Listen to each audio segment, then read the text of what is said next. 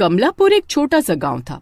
इसी गांव में रीमा और मीना नाम की दो औरतें रहा करती थी। रिश्ते में वैसे तो दोनों देवरानी और जेठानी लगती थीं, लेकिन दोनों के बीच में 36 का आंकड़ा था। दोनों एक दूसरे को फूटी आंख भी नहीं सुहाती थी। एक दिन, मोहन के बापू, मेरा तो आज कुछ चटपटा खाने को जी कर रहा है। तुम ऐसा करना, शाम को जब काम से लौटोगे ना तो बाजार से थोड़ा धनिया पुदीना लेते आना, चटपटी तीखी चटनी बनाऊंगी। क्या कहते हो? अरे भाग्यवान, तुम्हें तो पता है ना चटनी मेरी कमजोरी है। मेरा भी कई दिन से चटनी खाने का मन कर रहा था। मैं शाम को लेता आऊंगा। गुलशन काम के लिए निकल जाता है और शाम के समय चटनी बनाने के लिए धनिया पुदीना हरी मिर्च वगैरह लेकर घर पहुंचता है। अरे ओ मोहन की अम्मा, देखो ला दिए हैं हम तुम्हारी चटनी बनाने का सारा सामान।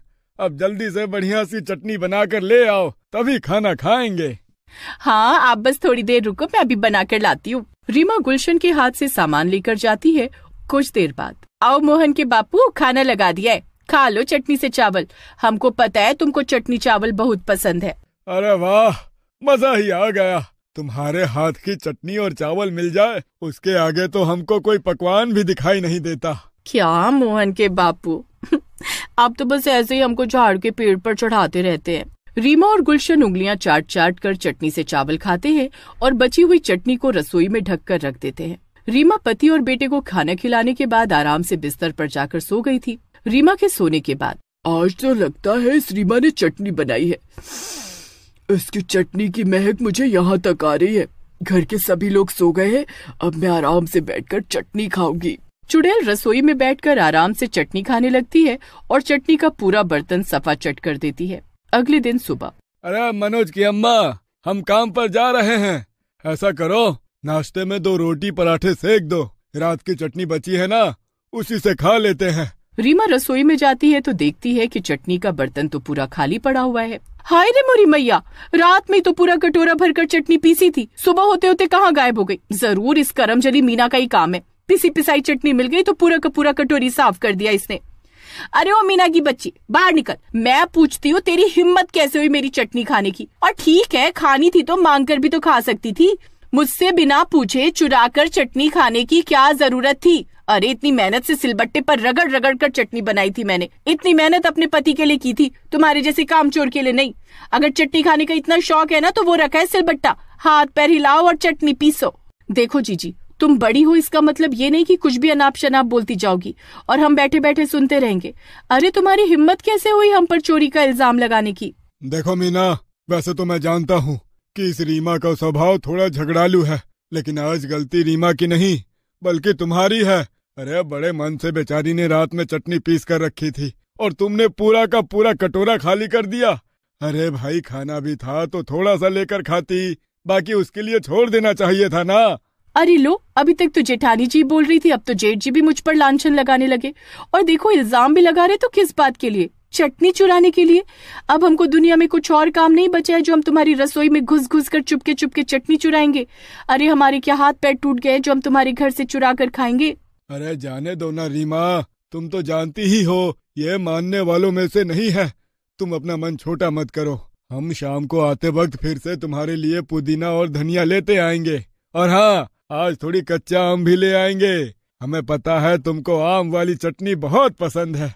पति की बात सुनकर रीमा शांत हो जाती है। थोड़ी देर बाद, जीजी का क्या दिमाग खराब हो गया है जो सवेरे सवेरे मुझ पर चटनी चोर होने का इल्जाम लगा रही थी? खैर जाने दो, कुछ भी कहो। उनकी बातें सुनकर तो मेरा भी चटनी खाने को दिल कर गया। ऐसा करती हूँ, आज मैं भी चटनी पीसी लेती हूँ। रात में सोनू के बापू काम से आएंगे तो चटनी खाकर खुश हो जाएंगे। ऐसा सोचकर शाम के समय मीना भी अपने पति के लिए चटनी पीस कर रख लेती है। सोनू के बापू, सुनते हैं? ये देखो, चटनी बनाए हैं आज हम आपके लिए। और हाँ, कल बड़ा उछल कर शोर मचा रही थी ना जेठानी जी, आओ देख लो। जब हमको चटनी खानी होती है ना तो हम खुद पीस लेते हैं। किसी के रसोई में घुसकर चोरी करने की हमारी आदत नहीं है। अरे भाग्यवान, तुम दोनों देवरानी जेठानी की रसोई अलग हो गई, उसके बाद भी तुम दोनों को चैन नहीं। हर छोटी छोटी बात पर लड़ाई झगड़ा करना शुरू कर देती हो। अब इस चटनी जैसी चीज के लिए घर में लड़ाई झगड़े होंगे क्या? चुपचाप खाना खाओ और जो चटनी बची है उसे रसोई में रख दो। हम सब। पति के फटकारने पर मीना चुपचाप खाना खाने लगती है और बची हुई चटनी रसोई में ढक कर रख देती है। मीना के घर से आ रही आवाजों को सुनकर चुड़ैल को पता लग जाता है कि आज मीना ने चटनी बनाई है। लगता है आज इस मीना ने चटनी बनाई है। वाह वाह वाह, मजा ही आ गया। बस एक बार ये सब लोग सो जाए, उसके बाद मैं आराम से रसोई में जाकर चटनी का मजा लूंगी। और जैसे ही घर में सभी लोग सो जाते हैं, चुड़ैल बड़े आराम से रसोई में आकर चटनी खाने लगती है। अगले दिन सुबह, अरे ये देखो तो, मुझे चोर कह रही थी और खुद मेरी रसोई से चुरा कर चटनी खा गई। ये देख लो सोनू के बापू, तुम्हें तो हमेशा यही लगता है ना कि इस घर में सारे झगड़ों की जड़ मैं हूँ। अब तुम ही बताओ, रात को मैंने जो रसोई में चटनी रखी थी वो गई कहाँ? अब कोई बाहर वाला तो घर में घुसने से रहा, तो इनके अलावा और किसने खाई होगी ये चटनी? अरे शांत हो जाओ तुम दोनों। और तुम कहती हो कि तुमने चटनी नहीं चुराई। अगर तुम दोनों ने ही चटनी नहीं चुराई तो आखिर फिर ये चटनी चोर है कौन? आप ठीक कहते हैं भैया।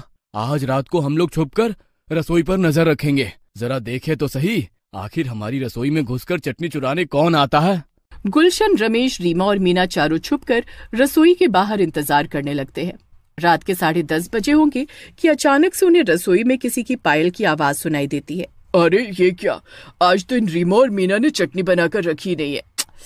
अब मैं क्या करूं, मेरा तो चटनी खाने का बहुत दिल कर रहा है। ऐसा करती हूँ, खुद ही चटनी पीस लेती हूँ। अरे देख रहे हो सोनू के बापू, ये हमारी रसोई में क्या हो रहा है? ये रसोई में भयानक से दिखने वाली औरत कौन है? और जरा सिलबट्टे को तो देखो, अपने आप चटनी पीस रही है। अरे बाबा, ये तो मुझे सच्ची में कोई चुड़ैल लगती है जो बिना हाथ लगाए सिल से चटनी पीस रही है। तू ठीक कह रही है छोटी, ये तो कोई चुड़ैल है। रीमा और मीना बातें कर रही थी कि तभी चुड़ैल को उनकी आवाज सुनाई दे जाती है। कौन है वहाँ? कौन छिपकर देख रहा है मुझे? चुड़ैल जी, वो मैं ये कहने आई थी कि आपको चटनी खाने का मन था तो आपको बता देना चाहिए था ना, मैं आपके लिए पीस कर रख देती। आपने बिना बात चटनी पीसने की तकलीफ की। लेकिन एक बात बताओ, आप हो कौन और यहाँ कैसे आई? मेरा नाम कमला है। मैं शादी करके खुशी खुशी अपने ससुराल आई थी। सुनिए जी, मेरा ना चटनी खाने का बड़ा मन है। आप खेत से लौटते हुए मेरे लिए चटनी बनाने का सामान लेते आना। बिना चटनी के मैं खाना ही नहीं खा पाती हूँ। आई बड़ी महारानी मुझ पर हुक्म चलाने वाली। अगर बिन चटनी रोटी नहीं खाई जाती तो मत खाया कर। वैसे भी तेरा बाप कोई यहाँ पर हर महीने गेहूं की बोरी डलवा कर नहीं जाता है। थोड़ा कम खाएगी तो हमारी बचत ही हो जाएगी। आप ऐसे क्यों बातें करते हैं जी? मेरे बाबूजी को बीच में क्यों लेकर आते हैं? ज्यादा जुबान मत चला मेरे सामने। तुझे पता है ना, मुझे ज्यादा बोलने वाली औरतें कतई पसंद नहीं है। मैंने अपने पति से कभी कुछ नहीं मांगा था, न सोना, न चांदी, न गहने, न कपड़े, न मिठाई, न पकवान, बस चटनी खाने को कहा था। लेकिन मेरे पति को मेरा चटनी खाना भी पसंद नहीं था। मैं एक गरीब पिता की संतान थी, इसलिए मेरे पिताजी ने शादी में ज्यादा दहेज नहीं दिया था। इसी बात से मेरा पति मुझसे चिढ़ा रहता और हर छोटी छोटी बात पर मेरे साथ मारपीट किया करता था। मेरा पति रिश्तेदारी में शादी के लिए गया हुआ था। पिछले कई दिनों से घर में खाने के लिए कोई सब्जी नहीं थी। उसे लगा था शायद मैं भूखी बैठी उसके लौटने का इंतजार करूंगी। भूख से बैठी रो रही होगी। जब तक मेरे पैरों में गिरकर नहीं गिड़गिड़ाएगी, कुछ सब्जी नहीं लाकर दूंगा। कमला का पति अकड़कर घर में घुसा तो देखा कमला सिल पर चटनी बना रही है। कमला को खुशी खुशी चटनी पीसते देख पिंटू को गुस्सा आ जाता है। अरे जब देखो तब चटनी, ये लिखा चटनी। पिंटू चटनी पीसने वाला बट्टा कमला के सर पर दे मारता है, जिससे कमला मर जाती है और एक चुड़ैल बन जाती है। अरे ये क्या, मैं चुड़ैल बन गई? बहुत भूख लगी है, पहले ये चटनी खा लेती हूँ, फिर इस पिंटू का काम तमाम करूंगी।